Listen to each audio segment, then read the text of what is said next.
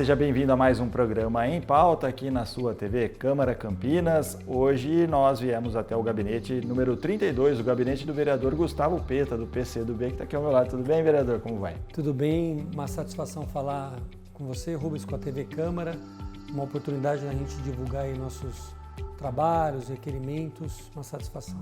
E esse programa em pauta é, como você aí de casa sabe, é a nossa chance mesmo de ter um papo mais direto com os vereadores, de conhecer o que está se passando na cabeça deles, quais são os projetos, quais são os planos. E eu já vou começar logo de cara, vereador. O senhor é presidente da comissão permanente aqui da Câmara de Educação e Esporte, e o senhor atua muito nessa questão da educação já há algum tempo, né? E o senhor iniciou o ano já pensando no ano letivo das crianças, dos jovens, dos estudantes, enfim, para saber a respeito das matrículas e as turmas na rede municipal de ensino. O senhor faz um comparativo, o senhor quer saber um comparativo, né, do número de alunos que tinha na rede em 2019 e o que tem agora em 2020. Por que é tão importante saber isso daí? Olha, na verdade eu tenho realmente atuado muito em torno do tema da educação. Eu considero que esse é um dos temas mais importantes, né, do poder público municipal, uma das principais atribuições dessa Câmara Municipal, porque a educação pública ela é muito importante para o desenvolvimento das crianças, dos adolescentes, das famílias. É um direito que tem que ser garantido pela Prefeitura e exercido, né, de maneira adequada. E a gente tem uma preocupação sempre grande, que é a questão do déficit de professores, das matrículas que são feitas no início do ano. E, infelizmente, a gente sempre identifica uma falta, né, de planejamento por parte da Prefeitura. Então, todos os anos nós temos problemas que ocorrem novamente, como, por exemplo, déficit de professores, que acaba levando a alunos não terem o início do ano letivo na data programada, né, e tem que voltar para casa. Problemas desse tipo, que são recorrentes, e que nós precisamos sempre estar atentos para fiscalizar, para acompanhar e para tentar impedir que isso ocorra. Mas caso ocorra, que os responsáveis sejam responsabilizados por erros que prejudicam as famílias, as crianças, milhares de pessoas na cidade. E nesse requerimento, que é o número 270 de 2020, o senhor questiona também com relação à evasão dos alunos durante o ano, né? Existem muitos casos dos alunos que começam o ano letivo e acabam saindo no meio? Nós temos casos, né? Evidentemente que, por exemplo, na educação de jovens e adultos, que é uma modalidade oferecida pela Prefeitura, esses casos são maiores. E é até normal que isso ocorra, porque são pessoas que já foram excluídas historicamente do acesso à educação na idade certa, e que muitas vezes tem mais dificuldade de se manter no estudo, ou por conta de perspectiva pessoal, ou por conta de questões até econômicas, financeiras, né? Porque são pessoas mais velhas que voltam a estudar. Mas mesmo na educação, no ensino fundamental, isso também ocorre, né? Há muitas vezes um índice de evasão e os nossos questionamentos são mais no sentido do que? Quais são esses números e o que a Prefeitura tem feito para tentar diminuir a evasão que existe nas escolas públicas municipais. Eu separei uns dados aqui de 2019, que são números divulgados pela própria Prefeitura aqui de Campinas. No início do ano passado, então, em 2019, eram cerca de 65 mil alunos na rede municipal, distribuídos em 251 unidades da Prefeitura e conveniadas. E aí entra tudo, né? Educação infantil, fundamental, o EJA, o profissionalizante e a qualificação profissional. 65 mil alunos, vamos dizer que são 65 mil pessoas, é uma população de uma cidade aí de médio porte. É muita gente na rede de ensino. É muita gente. E olha que ainda há um número muito grande ainda na rede estadual, né? Nós temos também... Que não entra aqui, né? Que não entra aqui. Então a educação, ela tem um papel vital, né, na vida das pessoas, no dia a dia, no desenvolvimento, nas oportunidades. Todos aqueles que sonham com uma cidade mais justa, mais igualitária em oportunidades, precisam ter na educação a sua prioridade, na educação pública. Nós só teremos uma cidade justa, um país justo, quando o filho do trabalhador tiver as mesmas condições de estudo que o filho da pessoa mais rica, dos empresários, das pessoas que possuem condição de colocar o seu filho em escolas particulares de alto nível. Enquanto isso não existir, a chamada meritocracia nunca será justa, né? Como que você pode pensar em meritocracia se há crianças que estudam em escolas que muitas vezes não têm professores, né, num determinado momento, ou que a escola não possui uma infraestrutura adequada, ou crianças que não possuem acesso à educação infantil, e já está provado por estudos que a educação infantil não é importante só para a mãe ou para o pai que estão no mercado de trabalho e não possuem local para que a criança fique com segurança e com condições de se desenvolver. Não, é importante para a criança também. Depois de uma certa idade, há muitas habilidades que são desenvolvidas no ambiente escolar que não são substituídos, não podem ser substituídos pelo ambiente, por exemplo, de casa ou ambiente familiar. Uma coisa complementa a outra. Então a criança ela tem o direito, é dela, do acesso à educação infantil. Em Campinas hoje, em torno de 6.000 crianças não possuem esse direito garantido. Então por isso que a gente tem concentrado muito a nossa atuação na educação, e o requerimento, esses que nós fizemos no início do ano e que nós estamos acompanhando, é um instrumento para que a gente possa cobrar a prefeitura, exigir transparência, exigir as informações que realmente estão acontecendo, porque muitas vezes a prefeitura quer esconder seus problemas, né? A prefeitura não quer mostrar para a sociedade o que realmente está acontecendo. E o papel do vereador, da Câmara Municipal, é fiscalizar, é exigir transparência e exigir que as coisas possam ir melhorando, as dificuldades possam ser superadas diante do diagnóstico que nós realizamos. Uma última a respeito desse requerimento ainda, com relação ao número de alunos por turma. A gente sabe, tem vários estudos de professores, enfim, pesquisadores, que dizem e tratam, relacionam o problema da qualidade de ensino ao número de alunos por turma. Isso é um fator preocupante também aqui na rede de Campinas? É um fator. Por exemplo, na educação infantil, nós temos um fenômeno que é a judicialização da política, né? E que ocorre por diversos fatores, mas o que tem ocorrido?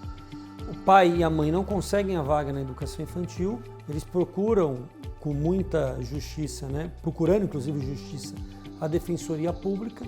A Defensoria Pública aciona o Poder Judiciário, o Poder Judiciário obriga a Prefeitura a ceder a vaga. E a Prefeitura tem que ceder.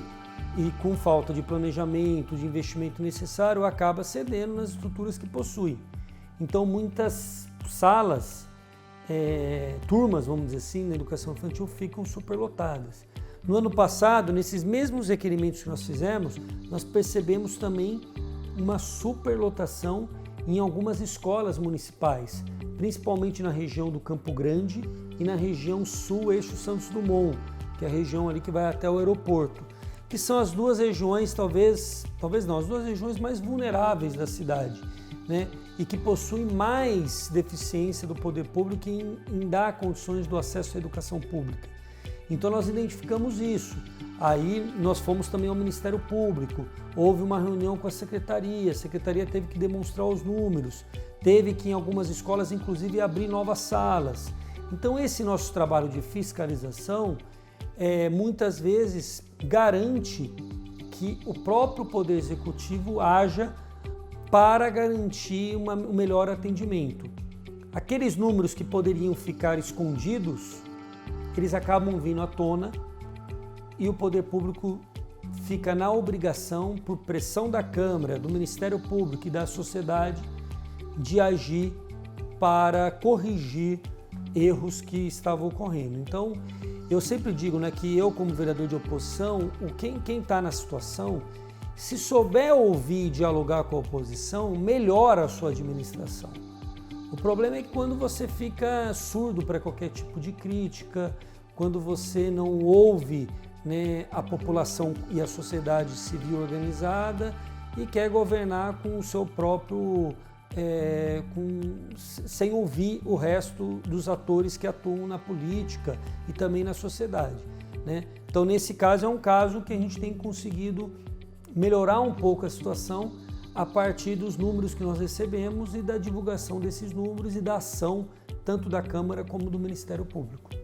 Muito bem. Eu quero avançar para uma outra pauta, também relacionada à educação, que é com relação aos professores. O senhor já citou a respeito disso, mas ainda o número de profissionais talvez não seja o suficiente para atender toda a demanda da população de Campinas. Não é mesmo. E eu até digo que hoje no ensino, nós temos um grande problema na educação infantil, que é a falta de vagas. Mas no ensino fundamental, tanto o ensino fundamental 1 como o ensino fundamental 2, o principal problema, no caso da rede municipal, não são vagas. Até temos, às vezes, algum problema de superlotação, mas que se resolve com a abertura de uma sala ou de outra sala. O maior problema é o déficit de professores. Por quê? Porque nós temos uma categoria entre os professores que é o professor adjunto. Esse professor deveria servir para quê? Ele deveria ser o professor que fica, como dizer assim, na rede como uma espécie de um reserva, né? Não que ele não exerça a profissão, mas, por exemplo, um professor pediu licença médica. Você tem um professor adjunto para substituir ele naquele período. Um professor saiu por transferência para outra cidade ou pediu aposentadoria. Então você não precisa de um novo concurso público para substituir isso que ocorre de maneira rotineira na rede, porque é um número grande de professores, né? Hoje, todos os professores adjuntos de Campinas cumprem papel de professor titular, porque foi havendo um número de aposentadoria, então cumprem papel. E o que tem ocorrido? Quando há um problema simples que ocorre, que é uma licença médica ou uma aposentadoria, uma transferência, aquela turma fica sem professor. E às vezes por 2 meses, 3 meses. E a gente sabe que num ano letivo, 3 meses de ausência de um professor de português ou de matemática, o prejuízo que isso causa ao processo de aprendizagem é um prejuízo incalculável, porque você acaba retardando, dificultando a aprendizagem daquela turma. Isso tem ocorrido muito na rede, inclusive até pior. Por exemplo, esse ano já, Colégio Correia de Melo, acabamos inclusive de oficiar o Ministério Público, os alunos só irão ter aula a partir de março. Então já perderam 1 mês de aula. E nós não sabemos, isso é promessa da Prefeitura, pode ser que isso se prolongue por mais tempo, por conta desse déficit. A Prefeitura tem dito que realizou o concurso público, que realmente realizou no final do ano passado e que está num processo agora de chamamento, de admissão.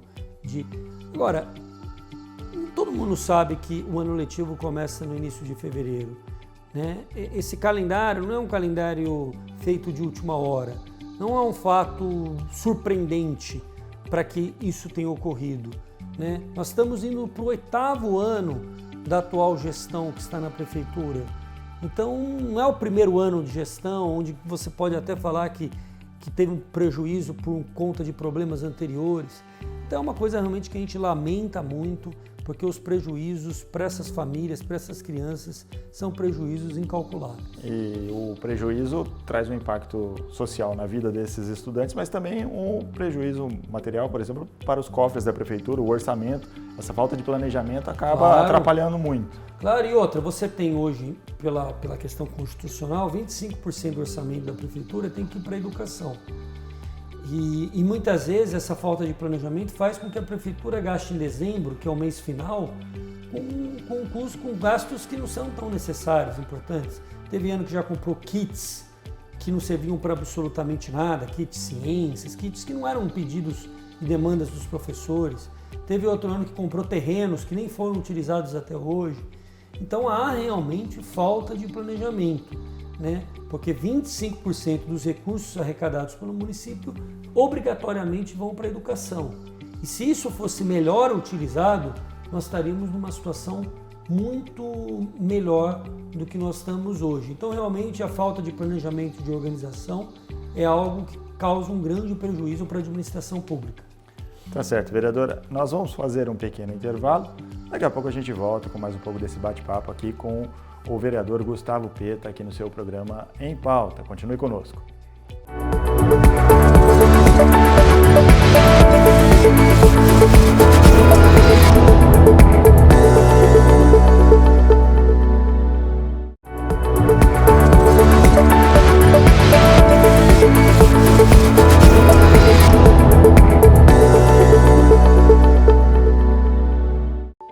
bom ter você aqui conosco. O Em Pauta está de volta. Hoje nós estamos conversando com o vereador Gustavo Peta.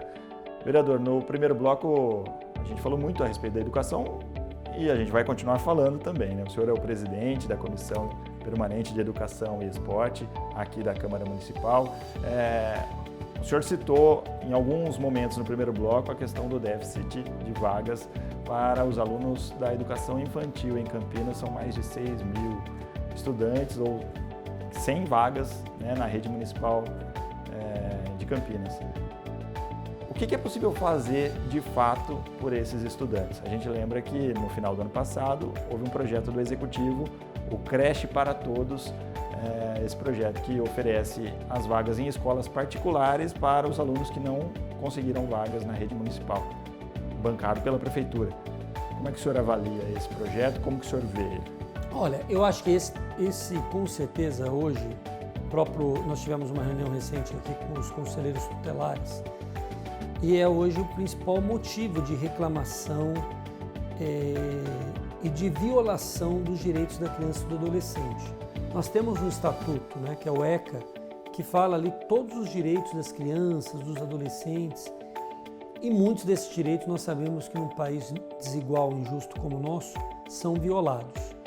E o acesso à educação infantil, com certeza, é um principal aqui na cidade de Campinas, que são 6 mil crianças que não possuem esse direito porque não há vagas. Então nós temos já feito um trabalho constante em torno disso. Nós temos hoje um grupo de trabalho permanente que se reúne todos os meses no Ministério Público, que envolve a Câmara Municipal, conselheiros tutelares, Prefeitura Municipal de Campinas, todos os principais atores políticos, sociais da cidade, FEAC, associações, entidades, para discutir esse problema. E nós temos feito isso de modo permanente porque esse problema foi até já maior. Nós já tivemos um déficit maior antes de vagas. Mas, infelizmente, a Prefeitura, apesar de alguns avanços, não age de maneira assim persistente, consistente para que haja para que a gente possa zerar esse déficit, né? Muitas obras ficam no meio do caminho, muitas projeções, muitos projetos, tem coisa que acaba saindo, tem coisa que é feita, por exemplo, nós deslocamos na cidade um período atrás aí 10 mil pessoas para morar na região do Bassoli, sem antes construir uma creche. Aí depois que as pessoas estavam morando lá, que as crianças estavam lá, a prefeitura resolveu construir uma creche. Aí até fazer a obra, a licitação. Então, aquelas crianças ficaram ali anos, hoje nem são mais crianças e não tiveram o direito de ter acesso à educação infantil. Então, isso é um problema gravíssimo. Eu vejo que esse projeto que foi aprovado aqui na Câmara pode ser um paliativo, pode ser uma forma assim, emergencial de resolver um problema que é um problema do dia a dia, da vida de milhares de famílias. Mas eu tenho muitas dúvidas sobre a eficiência do projeto. Eu até fiz um requerimento pedindo informações. Dúvidas em que sentido, por exemplo? O principal déficit que a gente tem de vagas fica na região, como eu já disse, né, noroeste, Campo Grande, e na região sul, principalmente na sul ali do eixo Santos Dumont. Essas regiões possuem pouquíssimas escolas particulares, né? Dá para contar nos dedos, porque as escolas particulares de Campinas estão concentradas principalmente na região leste, na região norte, na região central, até na região sudoeste, região Ouro Verde, nós temos uma determinada quantidade de escolas, mas a região noroeste e o eixo Santos Dumont, que são as duas regiões em que há mais fila de espera, são as regiões que praticamente não possuem escolas particulares. Então, como essas famílias vão acessar esse direito, né? Vai ter transporte? Não vai? Dentro dessas escolas particulares, haverá direito de alimentação que as crianças possuem nas escolas públicas, nas escolas particulares? Então, tem muita dúvida em relação a esse projeto. Por isso que eu fiz um requerimento bem detalhado para perguntar para a Prefeitura como funcionará isso, para garantir, primeiro, que essas crianças tenham todos os seus direitos garantidos, mesmo estando na instituição privada, que elas não sejam em nenhum momento, né, alvos de algum tipo de preconceito ou diferenciação, porque esse é um problema também que existe. Eu digo isso porque na própria experiência do ProUni, eu participei ali do início da elaboração do ProUni quando era presidente da União Nacional dos Estudantes, e nós tivemos esse tipo de problema, porque algumas instituições privadas tratavam os estudantes bolsistas que vinham pelo ProUni com algum tipo de discriminação, de diferenciação, e teve que ter uma ação judicial forte para que isso não ocorresse mais. Porque, aliás, esses alunos geralmente são os melhores alunos para as instituições privadas, né? Porque eles nunca ficam inadimplentes, porque são bolsas garantidas pelo Estado, pagas pelo Estado e que vão para essas instituições privadas. Então, por isso que eu vejo com ressalvas, com críticas, mas eu espero que ele possa funcionar para garantir essa solução paliativa, transitória, para essas famílias que não possuem, para essas crianças que não possuem acesso à educação infantil. E nesse mesmo sentido, um outro requerimento seu pede informações sobre a situação das vagas nas unidades da educação municipal. Exatamente. Também para saber a respeito da real situação do momento, se é mais para atualizar os números. É para atualizar os números e principalmente para a gente perceber, como a gente percebeu no ano passado, porque a gente pergunta também por sala de aula, para a gente saber como está dividido isso, porque existe no Plano Municipal de Educação um limite de número de alunos por sala de aula. Quando extrapola isso, nós precisamos tomar medida para garantir que tem uma qualidade mínima na sala de aula. Nós temos até problemas mais graves na rede estadual do que na municipal, isso é verdade. A rede estadual hoje tem mais problemas, até porque os professores ganham os salários, a valorização dos profissionais da educação é maior na rede municipal do que na estadual, né? Aliás, é bem maior. Isso é uma diferença importante, porque os professores na rede municipal acabam se dedicando mais, têm uma dedicação muitas vezes integral, estudam, têm tempo para preparar a aula, o que não ocorre na rede estadual, em que o salário é um salário baixo, né, e que muitas vezes obriga aquele profissional a complementar a sua renda com outros tipos de atividade. E isso acaba também prejudicando a atividade como professor na sala de aula. E também há um professor da rede municipal, ele dificilmente deixa a rede municipal depois do concurso público, porque ele se sente valorizado, inclusive do ponto de vista salarial. O professor da rede estadual, a gente percebe que há milhares de professores que todos os anos deixam a rede estadual por conta de uma outra oportunidade de trabalho. E essa descontinuidade é gravíssima, que é aquilo que a gente até conversou, né? Provoca descontinuidade, no meio do ano troca o professor, ou fica um tempo sem professor, e isso acaba prejudicando muito a qualidade do ensino público. Ou seja, pelas palavras que o senhor está dizendo, a rede municipal ela tem problemas, sim, mas ela também tem coisas boas que o senhor, como um vereador da oposição, reconhece isso. Claro, e fala, claro. A educação ela tem que ser junto, como o senhor disse no primeiro bloco, a oposição e governo devem caminhar juntos pelo bem maior que é a população. Claro, o que acontece na rede municipal é uma rede antiga já em Campinas e que foi construída por muitos professores, muitos historiadores, muitos pesquisadores, tem uma participação grande da Faculdade de Educação da Unicamp, da Faculdade de Educação da PUC. Então é uma rede bem estruturada, com muita gente capaz, bons gestores, mas tem problemas crônicos, né, que acabam prejudicando muito. Nós falamos de alguns, né? Déficit de professores, falta de vagas na educação infantil, em alguns casos problemas de manutenção, né? Nessa semana nós tivemos uma dispensa de sala na Escola Benevenuto por conta de uma presença grande de pulgas, né, dentro da escola. Isso é problema o quê? De manutenção. Problema básico que poderia ter sido resolvido, inclusive no período das férias, para que em fevereiro ninguém fosse surpreendido com isso, né? Então são coisas que muitas vezes a gente percebe que se tivesse uma gestão um pouco mais concentrada, mais eficiente, mais comprometida, a gente poderia estar num patamar melhor.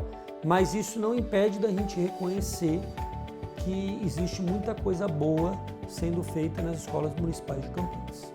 Agora, e com relação à gestão democrática? A Câmara espera há algum tempo um projeto do Executivo sobre essa gestão democrática.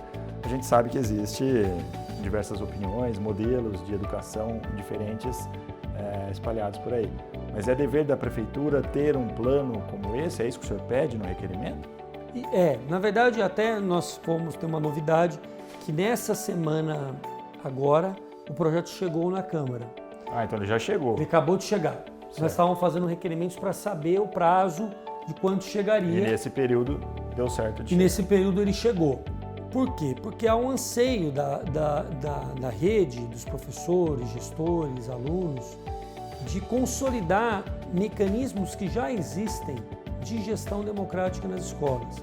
Todos os especialistas, por exemplo, quando você vai estudar o caso de Sobral, o caso de Sobral é um caso estudado internacionalmente, porque é uma cidade no interior do Ceará que hoje possui os melhores índices educacionais. É um caso impressionante, porque é uma cidade pobre perto de Campinas e conseguiu avançar muito. Você percebe que um dos fatores é você conseguir envolver, além dos professores, estudantes, funcionários, o entorno da escola, na gestão da escola. Uma gestão compartilhada, uma gestão democrática, uma gestão que ganhe a sociedade para defender a escola, para participar, para organizar, para ocupar a escola no final de semana, para a escola ter aquele sentimento de pertencimento, para que a população mesmo defenda a escola em caso, por exemplo, de vandalismo ou de violência que possa acontecer no ambiente da escola. Esse envolvimento, essa paixão em torno da escola, ela é resultado muitas vezes de uma gestão compartilhada e democrática, onde as pessoas tenham voz. Isso tem sido mostrado nesses estudos, que gestões extremamente autoritárias, em que a ordem vem de cima para baixo, em que as pessoas devem obedecer aquilo que foi estabelecido lá no gabinete do secretário ou da secretária, que isso não funciona. Nunca funcionou e não funciona ainda mais hoje, que as pessoas têm informação, em que as pessoas têm opinião, em que as pessoas querem ser ouvidas. Então, o que esse projeto, nós estamos estudando o projeto, mas ele foi construído de maneira muito democrática também, por isso que a gente pode até fazer um ou outro ajuste, mas me parece um projeto bom. Ele vem para consolidar isso.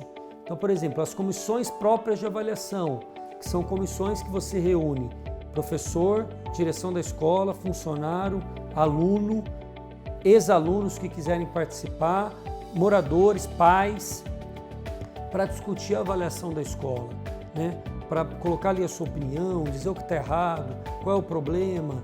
Isso todo mundo numa mesma mesa conversando todos os meses sobre o problema da escola.